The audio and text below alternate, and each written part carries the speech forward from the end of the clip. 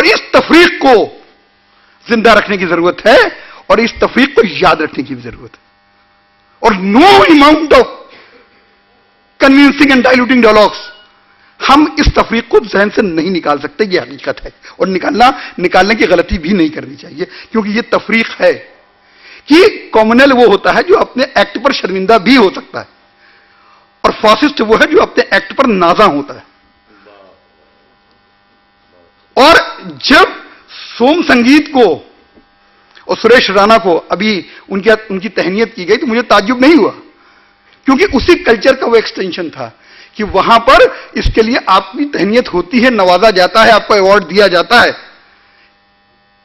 लाल कृष्ण आडवाणी साहब को home ministry से अवार्ड किया गया था, इनकी तो सिर्फ महज अभी फूलमाला पहना के तहनीत की गई है।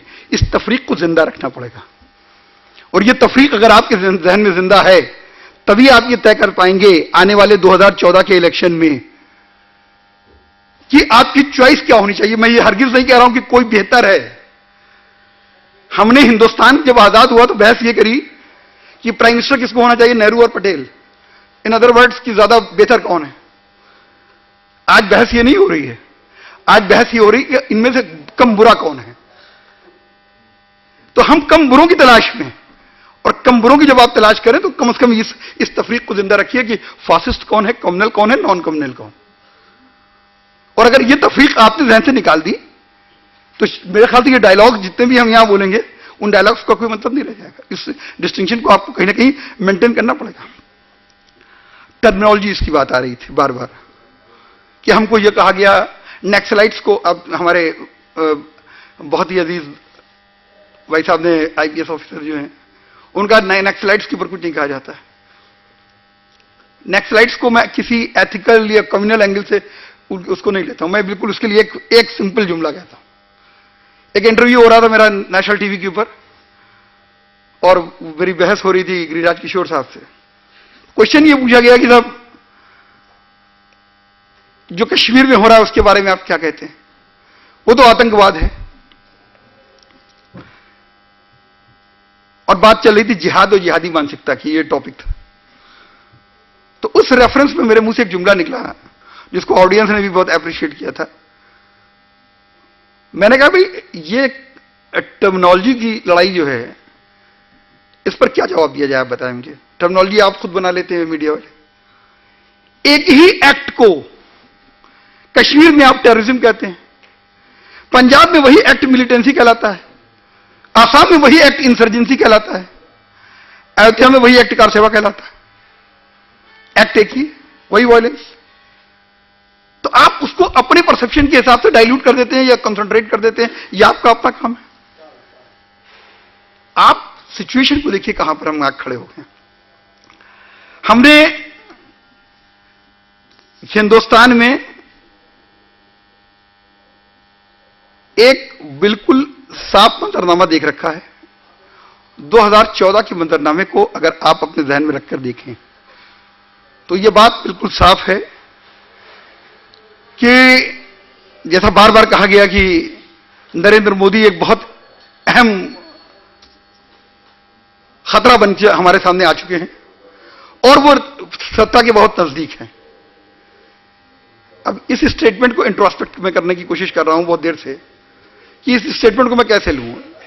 इसको मैं एक खतरे के तौर पे लूं या इसको एक फर्दर फ्यूचर प्लानिंग के तौर पर इसके लिए कोई नई स्ट्रैटेजीज फ्रेम आउट करूं या इसके लिए कुछ और नए तरीके से सोचना शुरू करूं। क्योंकि नरेंद्र मोदी का जहां तक सवाल है, मैं आपको एक बात अर्ज कर दूं कि at least in my mind I am very clear कि हिंदुस्तान की इंडियननेस के ऊपर मुझे बेपनाह एतबार है। वो क्या है और उसके सबूत हैं, कोई छोटे मोटे सबूत नहीं है। एक सबूत मैं अक्सर देता था, आज शंकराचार्य जी ने भी वही सबूत दे दिया कि भाई 6 दिसंबर 1992 को एक ऑर्गेनाइजेशन ने क्या कहा कि जो कहा सो किया। हमने वादा किया था अपने मैनिफेस्टो में, हमने कर दिया, और शाम को 4 सरकारें गिरा दी गई। तो किया अचीवमेंट, सरकार गिरी सिंपैथी। तो अगर किसी पार्टी के पास सरकार अचीवमेंट भी हो और सिंपैथी भी हो तो 9 महीने के बाद जब इलेक्शंस हुए थे उन 4 स्टेट्स में तो उनको स्वीपिंग मेजॉरिटी के साथ जीत के आना चाहिए था। और हिंदी हार्टलैंड के चारों स्टेट्स हिंदूवादी थे, लेकिन इन चारों स्टेट्स में हिंदूवादी जनता ने उनको हराया था। सिवाय राजस्थान, जहां वो एक सीट से अपनी हुकूमत बचा पाए थे, 3 जगह वो स्वीप आउट हो गए थे। ये बात यहां खत्म नहीं हुई है, उससे ज्यादा इंपॉर्टेंट बात यह है कि उसके बाद पहला पार्लियामेंट्री इलेक्शन कब हुआ? 96। 13 मई को रिजल्ट आ गया और 28 मई को डिबेट हो रही है हाउस के अंदर। 13 दिन की सरकार जो चल चुकी है, उसके वोट ऑफ कॉन्फिडेंस के ऊपर बहस हो रही है। 310 वोट्स हिंदुस्तान के मेंबरान पार्लियामेंट ने बीजेपी के खिलाफ डाले थे, यह कहकर कि जो मस्जिद को गिराने के जिम्मेदार हैं उनको हम इस मुल्क की सत्ता नहीं दे सकते। 310 में 5% भी मुसलमान नहीं थे, 95% हिंदू थे जो वोट दे रहे हैं। यह बात भी याद रखने की, और यह बात भी नहीं भूलने की है कि 2002 के गुजरात वाकयात, जिसके नाम पर मोदी की पूरी हैसियत, उनका पूरा रिकॉग्निशन, उनकी पूरी पर्सनालिटी खड़ी हुई है, और जिसके औरा के ऊपर उनको हिंदुत्व का सबसे बड़ा सिंबल बना के पेश किया जा रहा है, वो नरेंद्र मोदी साहब अपने उरूज पर थे 2002 में। और अगर उस एजेंडे पर हिंदुस्तान की आवाम रिस्पॉन्ड करती है, तो फिर 2004 में जब इलेक्शंस हो रहे थे, तो मीडिया ने शायद उसी भरोसे कह रखा था कि 337 से कम सीटें नहीं मिलने वाली। लेकिन आपको यह भी याद होगा कि मीडिया की यह बात गलत साबित हो गई थी। क्यों? और उसका एक छोटा सा नमूना मैं पेश कर दे रहा हूं कि वो हिंदुस्तानियत मैंने देखी कहां थी। तकरीर करने के लिए प्रमोद महाजन साहब गए थे बुलंदशहर। बुलंदशहर में तकरीर, ये भी मैं पर्सनल इसका विटनेस हूं, ये मैं आपको वाकया बता रहा हूं। गए तकरीर करने के लिए, वहां पर वो जनसभा में भाषण दे रहे थे, और ये बिल्कुल विद फुल कॉन्फिडेंस कि अब तो हुकूमत आई रही है, और रिपीट करने जा रहे हैं शाइनिंग भारत और फील गुड वगैरह वगैरह सारे कैप्शन चल रहे थे। तकरीर के दौरान उनका जो स्टाइल था, उनका भाइयों आप जानते हो कि कोई भी आदमी अपने परिवार को किसी ऐसे ड्राइवर के हवाले नहीं सौंप सकता जो नौसिखिया हो। आप ऐसा करोगे? पूरे मजमे ने कहा ना। उन्होंने कहा कि भाइयों, तो फिर तुम किसी माओ, ऐसे माओ बेटे को जिन्हें कोई अपने घर में नौकर भी नहीं रखेगा, उनको तुमने देश की सत्ता की ड्राइविंग सीट पे बैठाने के बाद कैसे सोच ली? अब इस जुमले के ऊपर बुलंदशहर जैसे स्ट्रांग पॉकेट ऑफ बीजेपी में पिन ड्रॉप साइलेंस हो गई। उन्होंने इस जुमले को 3 बार दोहराया मुख्तलिफ तरीके से कि शायद पब्लिक को कम्युनिकेट नहीं हो रहा है, बात समझ लें। कोई रिस्पॉन्स नहीं हुआ। मैंने टीवी का स्विच ऑफ किया, मैंने वाइफ से कहा, मैंने कहा अगर इसने 100 तकरीरें इस अंदाज की हैं पूरे हिंदुस्तान में, तो मीडिया कुछ कहती रहे, ये गवर्नमेंट नहीं बना सकते। और ये बात सही साबित हुई, क्योंकि ये इंडियननेस है जो एग्रेशन को बर्दाश्त नहीं करती। 2009 में तकरीबन सर्टेन था कि यूपीए की गवर्नमेंट चली जा रही। मैं आ रहा था बॉम्बे से, एक बगल में 80 साल की एक बुजुर्ग हैं कानपुर की मिसेस कोहली, वो हमारे Shikhandi, how can he call him Shikhandi, he is a nice person, old man, gentleman, इसको शिखंडी कह रहा है। मैं कोई पॉलिटिकल किसी का एजेंडा होल्ड करके बात नहीं कर रहा हूं, आप जानते हैं मेरा एसोसिएशन कहां से है क्या है। लेकिन मैं उस वक्त घर पे आके मैंने कहा कि अगर एक मिडिल क्लास औरत, उसको ये जुमले इतने बुरे लग रहे हैं, तो फिर आप हिंदुस्तान की मेंटेलिटी समझ लीजिए कि ये इस बार भी नहीं जीतने जा रहे हो। वही हुआ। तो जिस एग्रेशन को उनका सबसे बड़ा प्लस पॉइंट माना जा रहा है, मुझे उसी एग्रेशन पर एतबार है कि वही एग्रेशन हिंदुस्तान की आवाम उसका जवाब देती है, और बहुत माइल्डली जवाब देती है, बहुत खामोशी से जवाब देती है, क्योंकि उसके कान और उसका जहन बहुत साफ रहता है। क्योंकि हिंदुस्तान की वो 99% आवाम जो ऑप्शनली कम्युनल नहीं है, उसके भरोसे मैं ये बात कह रहा हूं आपसे कि वो हिंदुस्तान के अंदर किसी मोदीइज्म को नहीं, मोदी को तो जिता सकती है, मोदीइज्म को नहीं जिता सकती। और एक सवाल और भी उठता है, जैसे बहुत अच्छी बात कही थी उन्होंने कि मोदी बार बार क्यों जीत रहा है, ये भी एक सवाल उठता होगा ध्यान में कि 3 बार जीते। एक इकोनॉमिस्ट, बहुत रिप्यूट के इकोनॉमिस्ट थे, अमृत सेन साहब के शागिर्द हैं, इलाहाबाद यूनिवर्सिटी के डिपार्टमेंट थे, आजकल जेएनयू में मेरे साथ सफर कर रहे थे हवाई जहाज में।